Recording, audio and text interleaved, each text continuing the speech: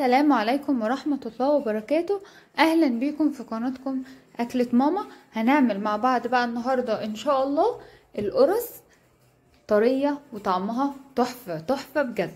قرص مكوناتها بسيطة جدا، واحلى حاجة كده ممكن ناكلها جنب كوباية الشاي او كوباية النسكافيه، طعمها بجد خيال.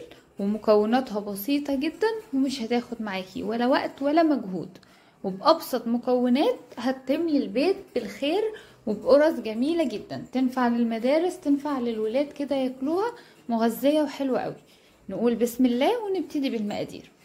معانا بقى اول حاجة دقيق. انا عملت كمية حوالي كيلو الا ربع دقيق، عمل ما شاء الله معايا كمية كبيرة جدا.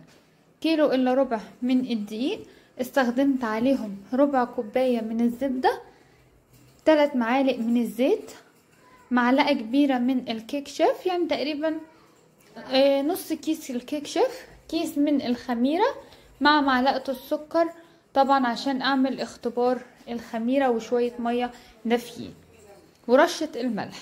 هي دي بس المكونات. ومعايا لبن رايب ضفته في العجن، اداني طبعا طراوة جدا حلوة قوي قوي للعجين، وكمان بيديكي غذاء طبعا حلو قوي. والقرص يعني ممكن تقعد معاكي كذا يوم وبتكون بنفس الطراوة بتاعتها، وما شاء الله محتفظة بقوامها حلوة جدا، ولا بتنشف ولا اي حاجة خالص. اهم خطوة ان انا بعجن كويس جدا، والعجينة ما خدتش وقت، يعني هي مش صعبة ولا اي حاجة. وبالنسبة للتخمير ما خدتش نص ساعة، ما كملتش، لانه الخميرة بتاعتي كويسة جدا. خلصنا بقى مرحلة العجن، وبعدين عملناها كور بقى صغيرة على قد ما انا محتاجة حجم القرص بتاعتي. وابتديت بقى ان انا افرد الحجم القرص زي ما انا عايزة، وخلصتها كلها. هبتدي بقى على صواني، وهرص القرص بتاعتي الكمية بتاعتي، وهدخل على الفرن. بالنسبة للتسوية، انا مولعة الفرن من تحت، الرف اللي تحت هحطها الاول عليه تاخد لون كده من تحت، وبعدين ارفع على الشواية فوق تاخد لون حلو للوش.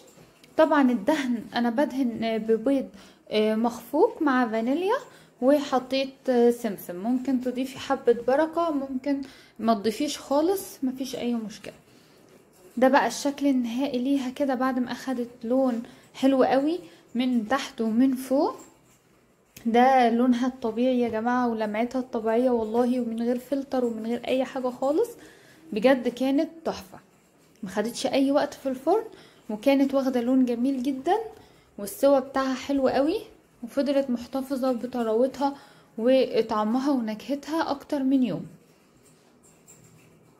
ابسط مكونات استخدمناها، اقل مكونات، عملنا كمية ما شاء الله كبيرة جدا، ووفرت معاكي وعليكي كتير قوي، ووصفة حلوة مغذية للاولاد.